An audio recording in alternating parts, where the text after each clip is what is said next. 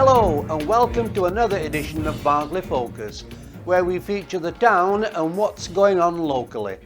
On today's programme, we'll be hearing about Barnsley's contribution to the National Drug Awareness Day. And in the recent spate of strikes, the nurses at Barnsley Hospital, they have also been joining in. And we'll be hearing from them as well. But first to Worsborough Bridge Athletic Football Club, who recently celebrated the club's 100th anniversary. Now, our reporter Carl Yates went over to cover the event, and we start with the unveiling of the centenary plaque by the legend Danny Wilson and Barnsley's Mayor, Councillor Sarah Tattersall. To you guys, yeah? You ready? Yeah, I wanted to pull it that way. Is that alright? Yes, of course.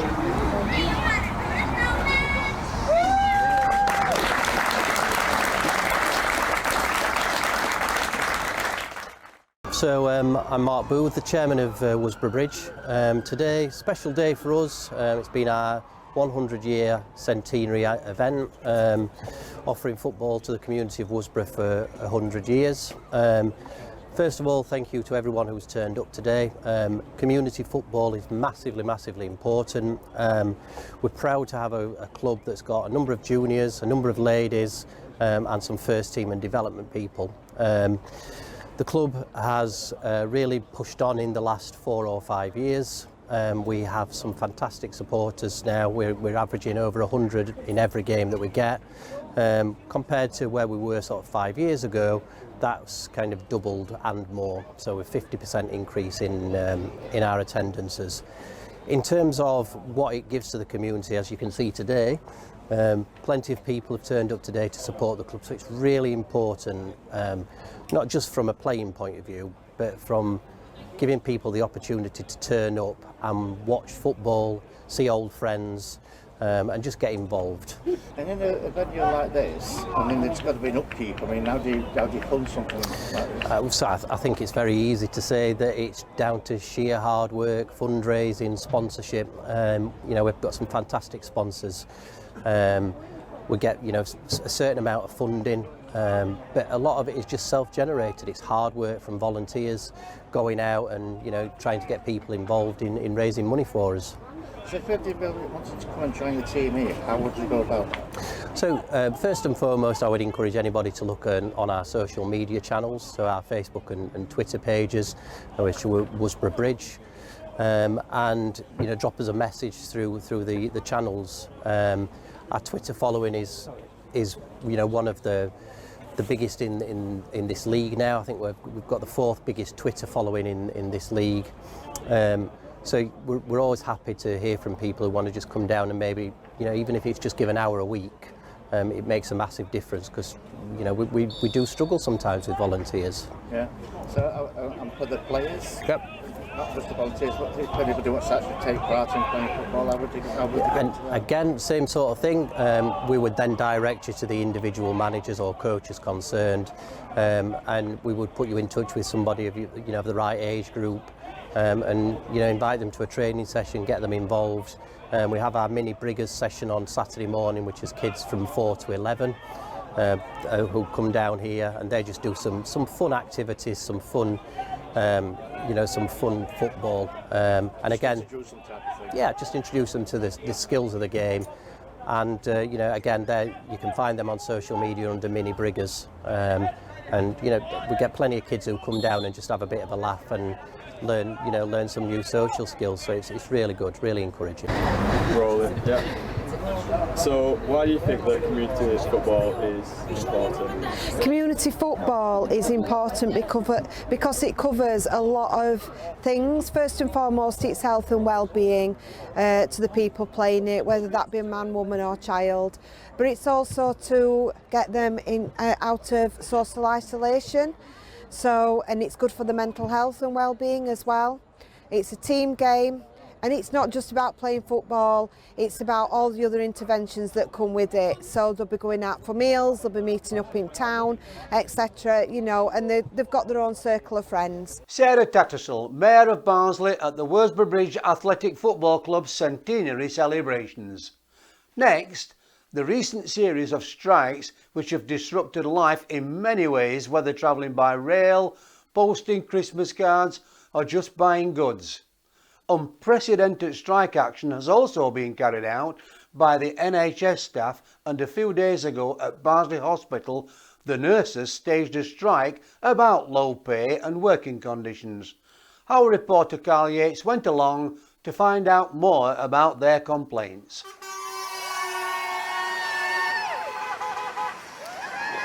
Yes, definite pay rise is important as well, but it's more important for the patient's safety. Think about the young families. They have to still pay the bills, they have to pay the house rent, they have to travel, and they have to feed their family. If they don't have enough money on the table, then they can't come to work. And that's the reason loads of people, they're struggling. They are leaving this profession, and we are struggling on the floor because there's a shortage of staff. Intensive care is struggling, A&E department is struggling because we not have a staffing. And look at the patient waiting time. 18 minutes to 18 hours. That's ridiculous. Patients, they have to wait for 10 hours in the corridor, and that's not safe. And that's we are standing here in the cold weather for our patients. Yes, we need a pay rise, but more important for our patients. It's about the fact that ordinary people, everybody needs a good health service. That's equally available, paid for from taxation and owned by the public. So we've been campaigning for all those things for 10 years. But we're not alone. There are Save Our NHS groups in most of the towns and cities across the country. There's a big movement. But we're against privatisation of the National Health Service. We don't want all the resources of the NHS sucking into the private sector. So we've been campaigning against that. But we also think the NHS needs to be properly funded, because without proper funding, without proper pay for these nurses, then staff shortages, which are already 150,000 vacancies across the country, unless they're properly paid, vacancies will only get worse. And if staff vacancies get worse, then also patient care will get worse. So we're supporting the nurses today to be properly paid, to make sure that staff come into they see it as a good area to work, so they'll come into it in the future, and that will guarantee proper patient care for everybody. Well, a lot of people are supporting you. Do you find that is the case? Yeah, I think the nurses here today, they've had massive support from the public, and also not just like passers-by, but people have been visiting here, like us and other people, just, to say that we do support the nurses up to the hilt. We're against cuts in the NHS. We're against privatisation. We find that privatisation is creeping. Actually, it's not even creeping now, but it's moving quite fast and taking over big parts of the NHS. So a lot of the NHS budget is going to pay private companies to provide services that the NHS could provide themselves. And then, because they're private companies, that money goes to pay their shareholders rather than go back into the NHS. So it becomes a profit-making organisation instead of a non-profit-making organisation, and it's not serving the people like the people who work for it, and serving the people who use it. It's serving the shareholders, and that is completely wrong. The nurses' strike at Barnsley Hospital. And finally, recently there was a National Drug Overdose Awareness Day, and in Barnsley the charity Barnsley Recovery Steps promoted the event by having a stall in town where people could talk about drug addiction and how to stop.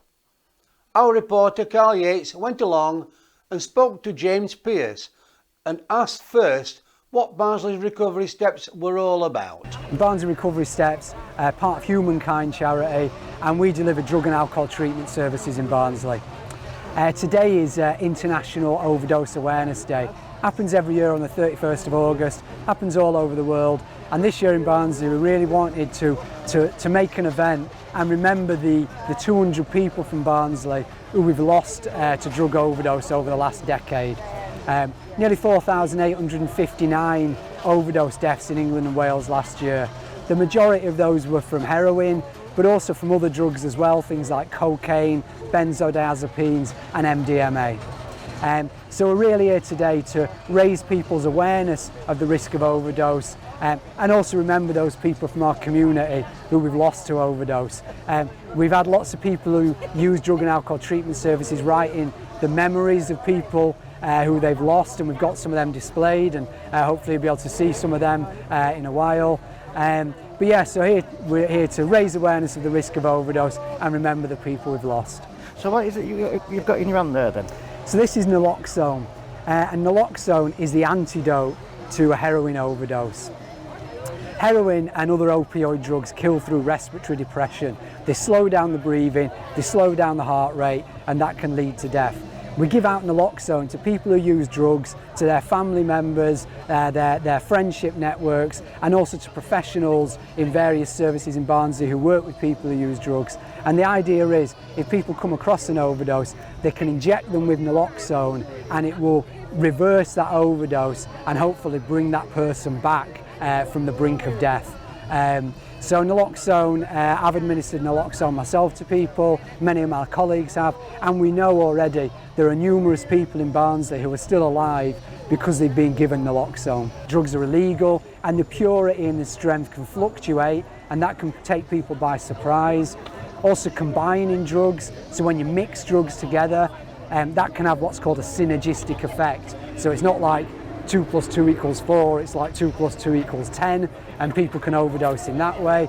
But one of the key risks, as you say, is lower tolerance. Maybe people have not been using, maybe they've been in prison, or they've just not been using drugs for a while, and then they go back to using, they think they can use the same amount, and they do, and then they overdose. So lower tolerance and returning to drug use after a period of not using is a real risk for people.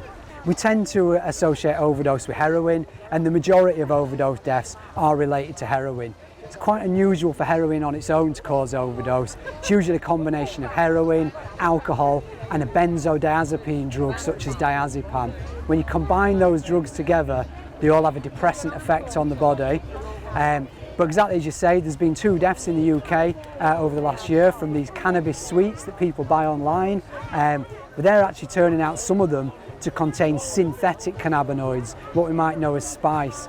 And maybe people who use cannabis, maybe they're buying these sweets online and they're not aware there could be a risk around that. James Pearce talking about the charity Barnsley Recovery Steps. And if you want to contact them for help on drug addiction, the phone number is on the screen right now. And that brings us to the end of Barnsley Focus for today. I hope that you've found the items interesting and that you'll join me for the next programme when we'll be showing more news and events in Barnsley and district. In the meantime, as they say in Barnsley, be seeing ya. Ta-ra for now.